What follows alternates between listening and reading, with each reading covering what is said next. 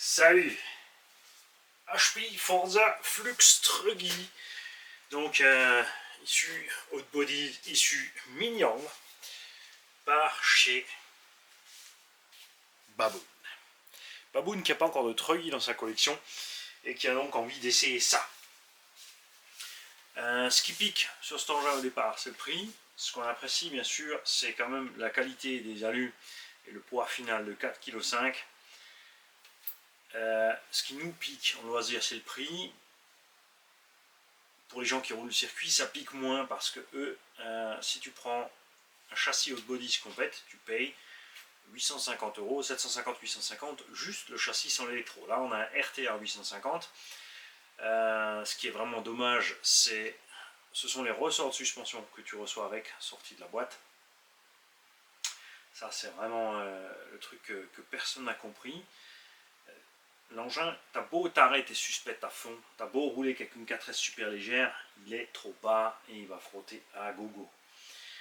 Il nous manque la petite anodisation durcie à la Obao en dessous, c'est sûr. Le reste, après, rien à dire. La transmise tient, comme dit, les alus sont bons, les triangles de bodies sont super bons. Existe, si tu prends ceux du 817, différentes duretés. Les pièces plastiques ici ne bronchent pas parce qu'il est léger. C'est évident que si tu mettais 1,5 kg de plus, comme pèse un Kraton, un Chronos XTR ou un Sledge, il y aurait problème. Je pense. Faut pas négliger le poids de ces gros muggy type Sledge et Chronos et Coral XTR. Qui nécessite évidemment de prendre 6S. Ça roule bien, mais là, vous avez vu la vidéo où elle va arriver au Val d'Argent. On est en 4S 5200, on roule une vingtaine de minutes, on est vraiment bien. J'ai mis ensuite une 6S 4005 avec l'étagement d'origine, c'est beaucoup trop. C'est hyper violent, alors c'est sûr, ça peut être funky pour faire une tentative de record de son en longueur ou en hauteur, cette vitesse-là, mais sinon, c'est pas utilisable. Donc, il faudra diminuer l'étagement de transmission pour passer avec le pignon de 6. Mais on est tellement bien avec le 4S là-dedans que voilà. Le 6S je l'ai bridé pour rouler, mais j'aurais pu rester en 4, c'est clair. Backflip, tout ça, front flip, tu rentres aisément parce que justement cette machine est bien équilibrée. Même s'il n'y paraît pas. On a vraiment l'impression que comme il n'y a que le moteur d'un côté et Vario et bac à batterie de l'autre, que ça va pas. La transmission est déportée quand même. On se dit que c'est pas beaucoup quand même, mais franchement, vous l'avez vu, en vol, ça va bien. Même quand on partait sur les rainures sur la rampe, on ne s'est pas retrouvé en défaut facilement gauche-droite. On a des barres stables aussi hyper balèzes, surtout à l'avant. On a vraiment des barres stables sur ce Truggy sorti de la boîte digne d'une GT. Je dois vous dire, ça m'a pas marqué tout de suite, mais après 2-3 roulages, je me suis quand même dit, la vache, les suspects souples comme elles sont, parce que là on a laissé les suspects méga souples avec ses ressorts au bas. Alors comme je l'ai dit, faites gaffe, les ressorts standards 17 mm sont un peu plus grands que ces coupelles là, donc Baboon, moi je ne l'ai pas fait. De toute façon il faut que tu démontes les amortos pour changer les huiles, parce qu'il m'a dit ouais tu l'envoies dans l'état, c'est pas un problème. Je te conseille de changer les huiles, là essaye d'abord, on est méga souple, c'est vrai que sur le terrain, vous l'avez vu au Val d'Argent, on est très accidenté et l'engin survole. Vous avez vu que si vous regardez bien les vidéos, Sledge et Revo, ils ont tendance même à sauter un petit peu. Celui-là, il est passé crème, dans les roues qui suivent tranquille. Pourtant, en virage, ça pose pas trop de problème. On a un survirage. Avec les pneus d'origine et les pneus à crampons que j'avais. Ce que j'aurais pu essayer sur place, ce que j'ai pas fait, c'est vrai, j'aurais dû le faire, c'est changer l'ancrage de la barre stable derrière, pour voir le résultat différent ou pas. Ou même désaccoupler la barre stable à l'arrière sur le terrain glissant pour avoir un peu plus de terrain glissant. Quand on roule sur le terrain il fait clou clou clou clou. Sur le terrain glissant, on surveille un peu à la reprise des gaz. Ça se gère avec un peu de doigté, ça passe bien. Mais il y a moyen de faire mieux. Donc je te conseille perso de changer les huiles de suspect. Je ne sais pas ce qu'il y a dedans, mais il faudra passer à mon avis sur du 600-700 CST facilement. Resserrer un peu les ressorts en bas pour pas qu'ils puissent sauter par-dessus les coupelles. Surtout parce que justement Baboon veut se lancer un peu dans les sauts. Il n'aime pas le look des Arma, il n'aime pas le poids. Je comprends tout à fait. On est quand même quand tu regardes ça, c'est quand même, ça se voit tout de suite, c'est plus léger, plus aérien. Ouais, on a dû faire une petite barre de renfort au milieu, et ouais, ça a fait le taf. C'est une barre en acier pour l'instant. Ça peut plier si l'effort est trop gros. C'est pour ça que je l'ai fait, parce que je voulais voir où étaient les limites. Donc en cas de besoin, comme tu as déjà donc, les points de fixation ici, je rappelle c'est du diamètre, je ne me souviens plus, c'est du 5 ou du 6 à l'intérieur aussi sur ces puits de diff au bas. Donc tout ce qu'il te faut c'est une barre en alu ou en acier si tu veux, avec une paroi plus épaisse pour éviter la pliure.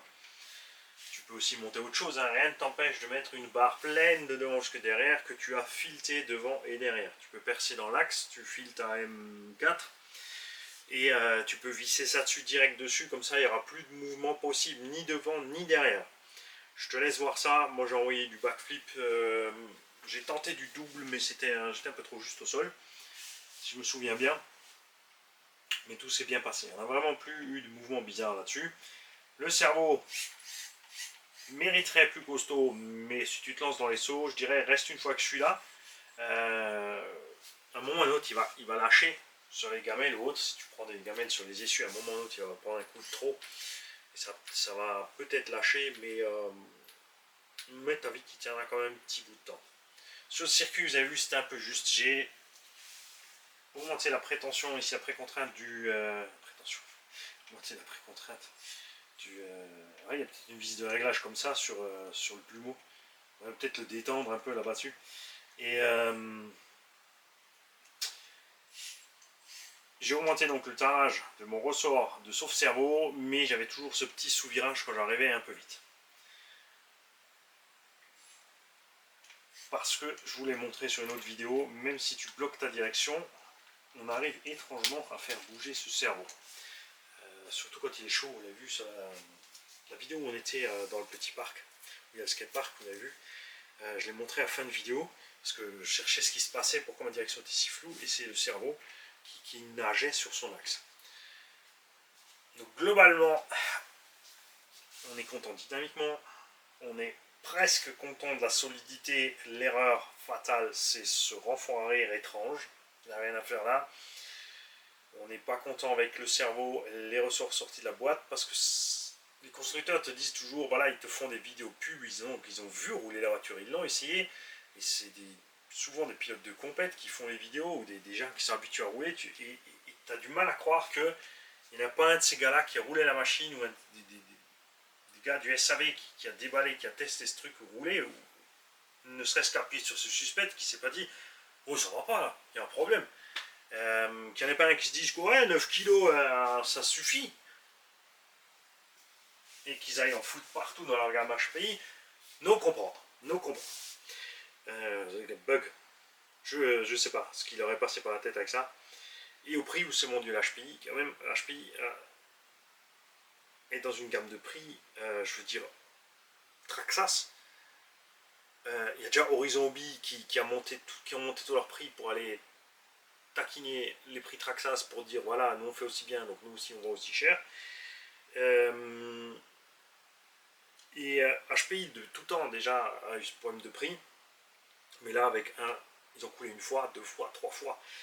Là on est vraiment dans des gammes de prix où on n'est pas d'accord avec ça.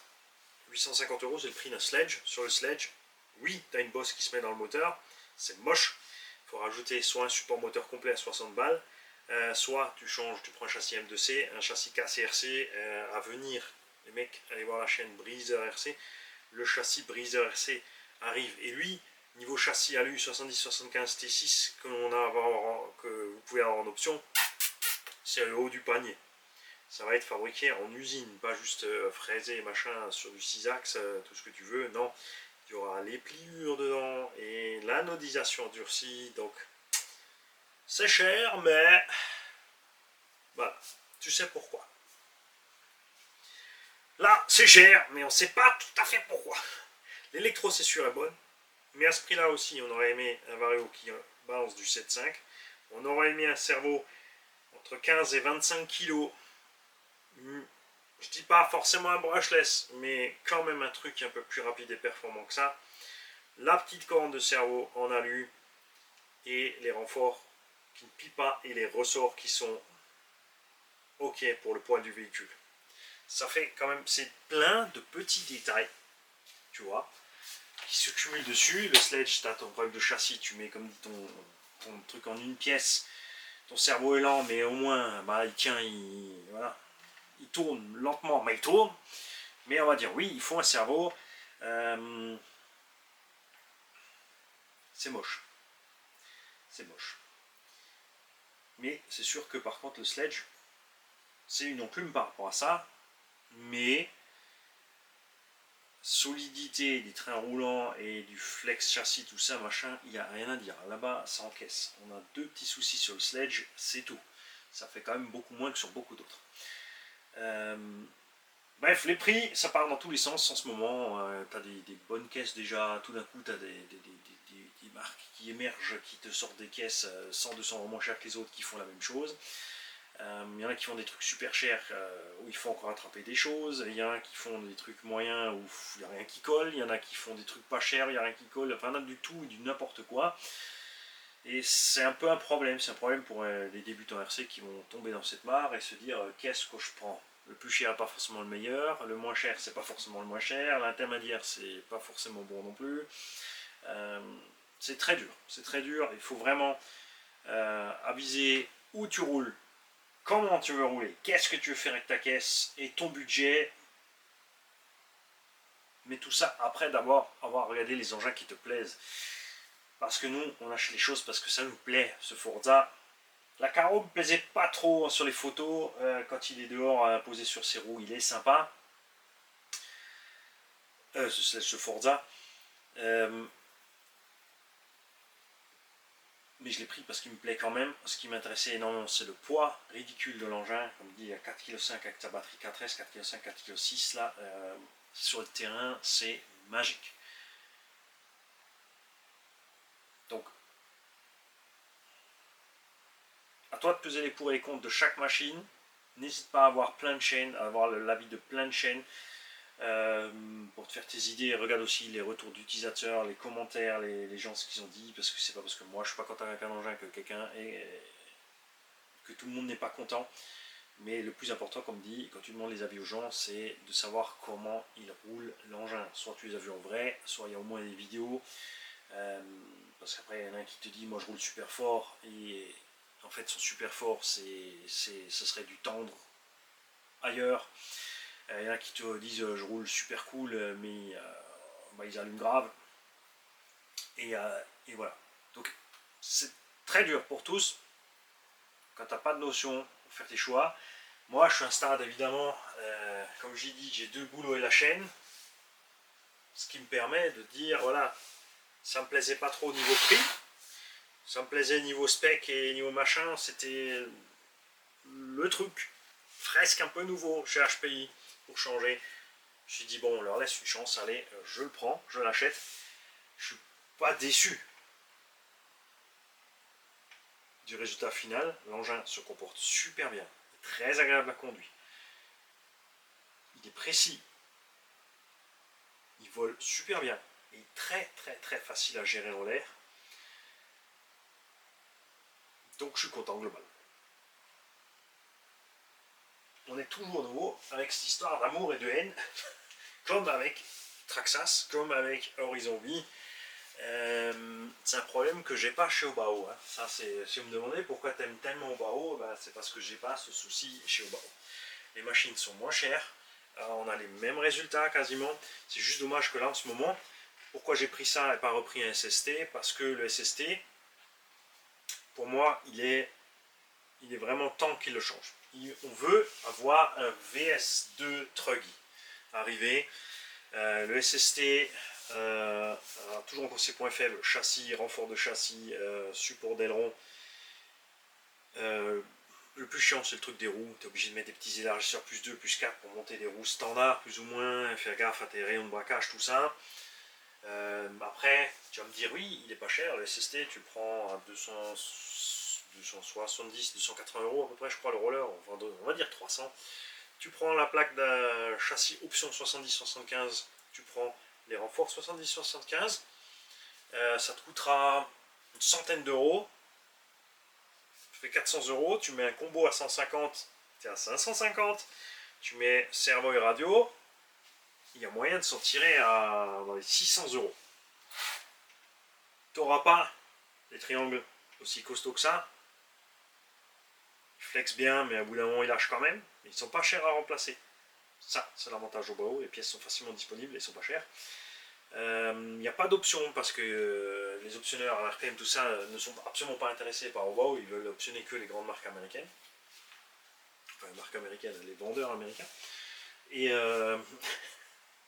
et voilà, donc comme dit, tu as à toi de peser le pour et le contre de ce que tu veux faire. La transmission au Bao, elle a fait ses preuves, il n'y a rien à dire.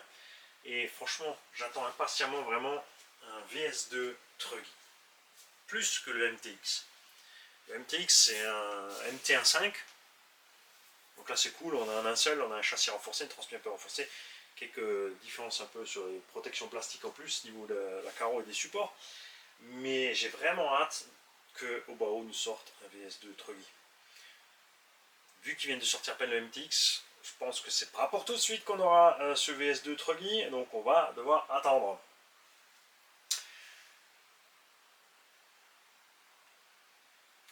En gamme RTR.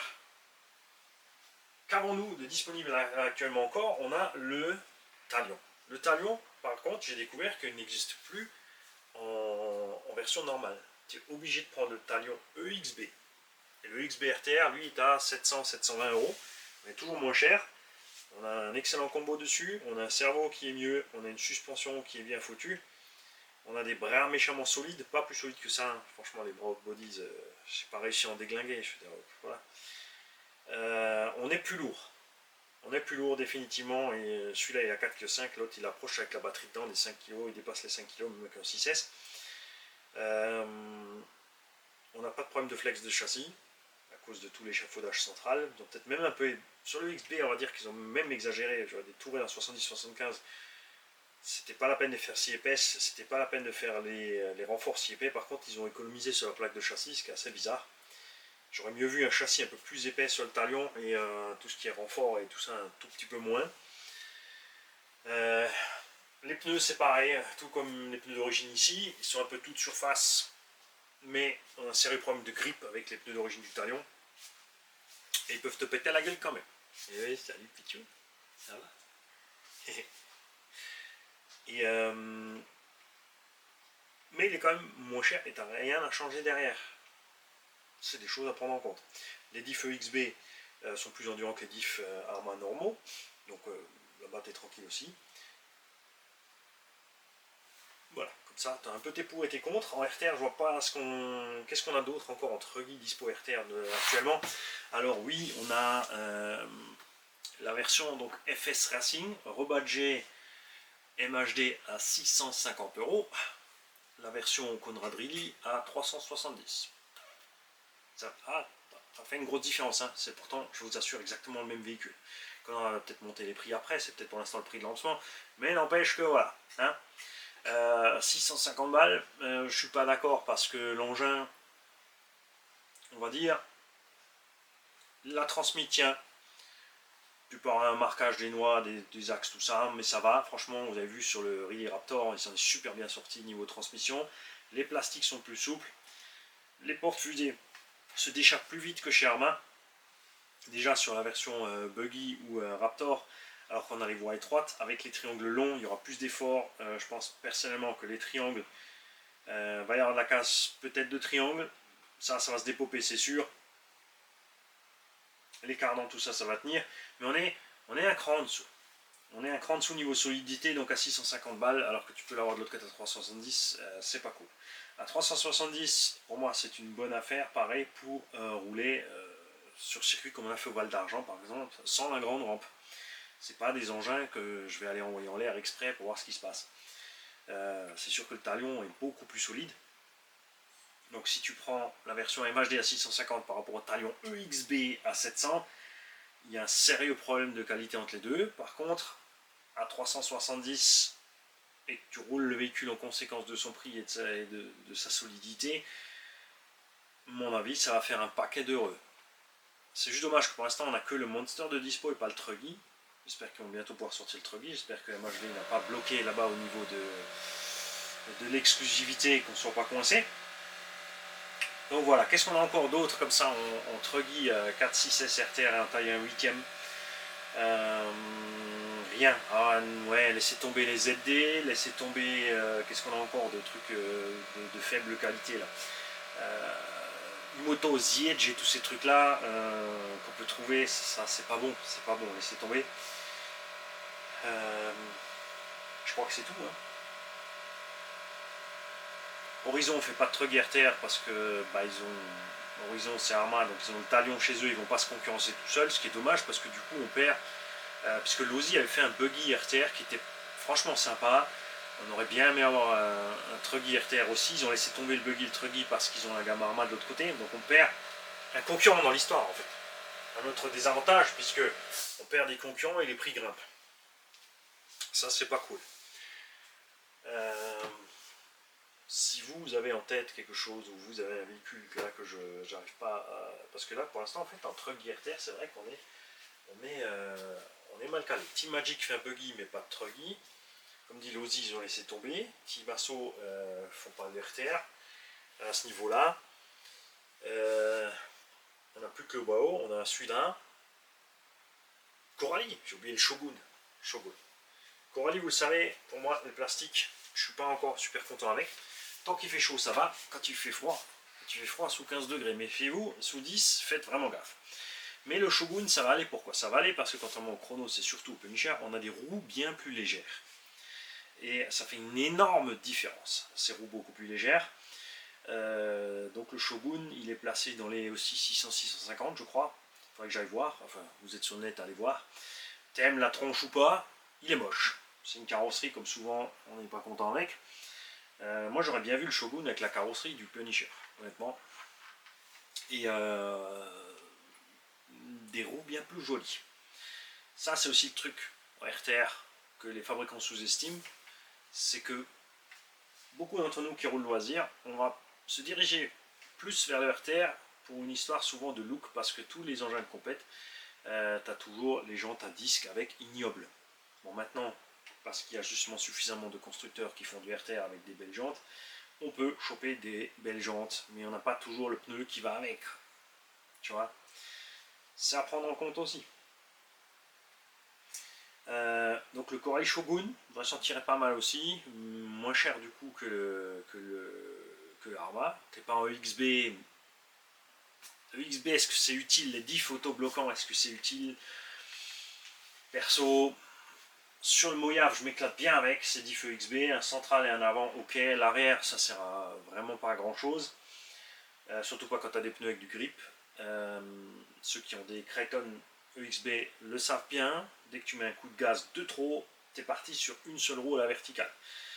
Quand ça verrouille, c'est infernal. Et les atterrissages de saut, surtout, si tu te lances dans les sauts, les diffs EXB, moi j'y éviterai. Franchement, parce que quand tu as mis beaucoup de gaz, tu es en l'air, tes diffs sont bloqués.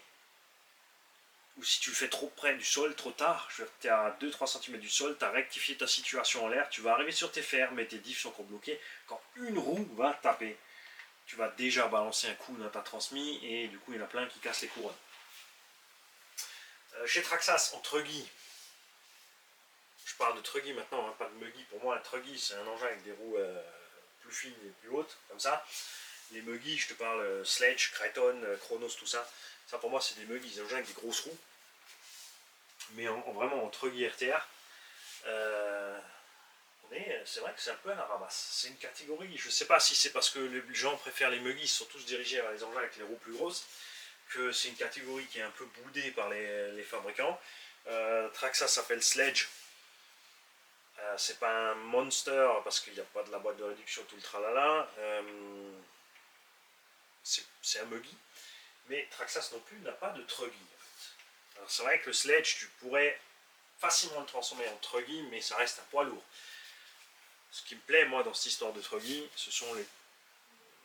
Surtout là, on dit comme celui-là, comme le Oboe ST Pro, ça va rester dans les 4,5 kg en 4S, ça se passe bien. C'est sûr que 5 kg en 4S ça va aussi, mais tu vas pomper sur les lipos. À ce compte-là, je préfère 6. Le Shogun et le Talion sont plus lourds. Ils sont vraiment plus à l'aise en 6. Encore le Shogun, faudrait y tester. Hein. Bon, j'attends. Bon, quand ils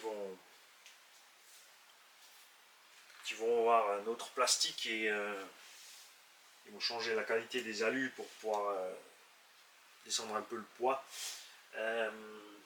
Ouais, j'insiste là-dessus, mais c'est quand même dingue de se dire qu'un constructeur est à 2 points de mettre la raclée à tout le monde au bout de 3-4 ans d'existence dans le domaine. Hein? Ah! Et, hein? Ben, j'ai envie de... Oui, parce que j'ai envie qu'il y ait plus de concurrents qui arrivent. J'ai envie que... Parce que Horizon Hobby a franchement plombé le truc en rachetant plein de marques. Et, en fait, si tu regardes Horizon Hobby, a acheté plusieurs marques et ne prend qu'une catégorie de chaque marque pour se faire un truc complet. Donc ils ont le buggy truggy chez Lozi, ils ont les engins de loisirs chez Arma, ils ont les crawlers chez Axial, ils ont ça là-bas, ils ont ça. Tu vois, ils égalisent un peu le truc pour pas s'auto-concurrencer, mais comme ils ont acheté plein de marques à eux-mêmes, c'est la loose. HP, il revient difficilement avec des prix très élevés et puis encore des défauts qui sont pas vraiment... Ça nous emmerde des prix pareils. Des défauts pareils et des prix pareils, c'est vraiment chiant. Au bas, on ne se bouge pas sur le SST. On a FS Racing qui arrive. Si eux, ils font encore un petit pas en avant sur leur plastique, c'est pareil. Hein. Le FS Racing a un très bon combo, un bon cerveau, a une bonne transmission. S'ils montent d'un cran sur le plastique, s'ils règlent leur problème de rotule qui peut dépoper ou de plastique un peu trop tendre dont les filetages vont s'arracher quand on y va plus fort, en utilisation normale, je répète, t'as pas de problème. Ils ont aussi déjà mis la barre au milieu. Elle n'est pas encore en haut, elle est au centre, tu vois. Pour l'instant, ils ont mis la barre à la ceinture. Mais quand ils vont passer la barre au-dessus, Coralie, ils ont essayé, ils ont mis 2 mini-barres en haut.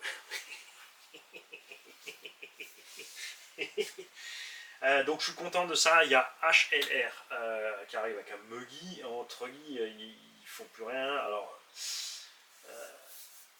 je sais pas si on peut compter sur HLR pour rallumer un peu la flamme côté Truggy Nord.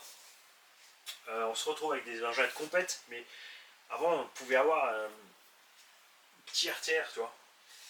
Et qu'est-ce qu'on a encore de marques valables qui nous fait du Truggy RTR? Je cherche, mais je galère.